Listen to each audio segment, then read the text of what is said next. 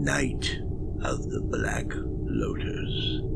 Abdul al-Hazred was pleased with the spot he had chosen to perform the Black Lotus ritual. It was an abandoned one-room hut on the edge of the wastelands, once the home of a hermit who wandered the hills talking to shadows in a language unknown to men.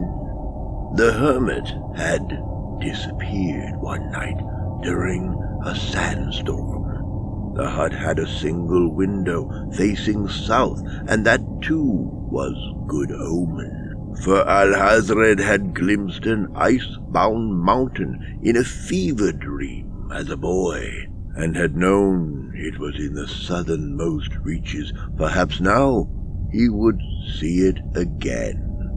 Al-Hazred seated himself in the midst of a complex series of circles and mystic symbols drawn in white chalk on the clay floor. He lit the brazier, and the dried black lotus began to smolder. Lazily the blue smoke rose, coiling and twisting like a serpent. Al-Hazred began his chant as the smoke drew near his face. He inhaled deeply. The lotus struck his brain like thunder. He had brief but terrible sensations of falling down an endless tunnel. Then he was standing in the air, staring down at his still chanting body.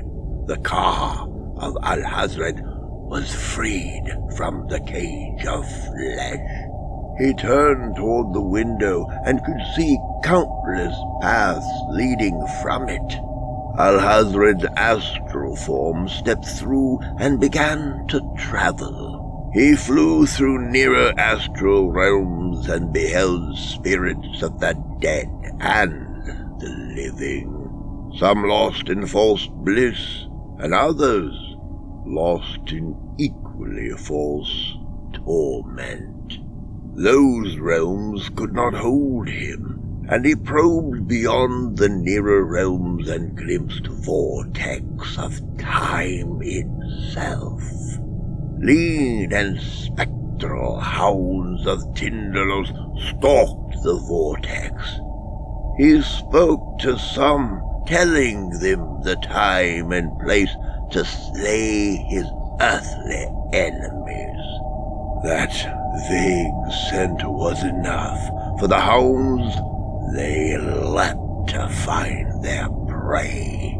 Al-Hazred guided his spirit back to earth then, and stepped sideways into the lands of dream. There he marveled at great shantoks on the wing, and was briefly amazed by the antics of playful zogs. Then he watched as the zogs devoured a lone traveler, and his amusement became revulsion. He left the dreamlands and plummeted down to earth. He sent his spirit to the very bottom of the sea, where he stood with Mother Hydra and her daughters before the sunken tomb of great Cthulhu. He felt a call from the sepulchre, and he entered within, his spirit passing through the stone as oil passes through water. There he beheld the corpse of great Cthulhu, a mountain of alien flesh that was dead, but still dreaming. The essence of Cthulhu flowed out to touch him. Something attached itself to Al-Hazred. Pain ripped through both his astral and corporeal forms. The agony shattered the spell and sent the sorcerer's soul crashing back to his body. Al-Hazred came to his senses with the morning light. The Black Lotus had long since burnt out, and his sigils were smudged from his convulsings. But something had changed in Alhazred. The world seemed in sharper focus, and he noticed angles in things that should not have angles.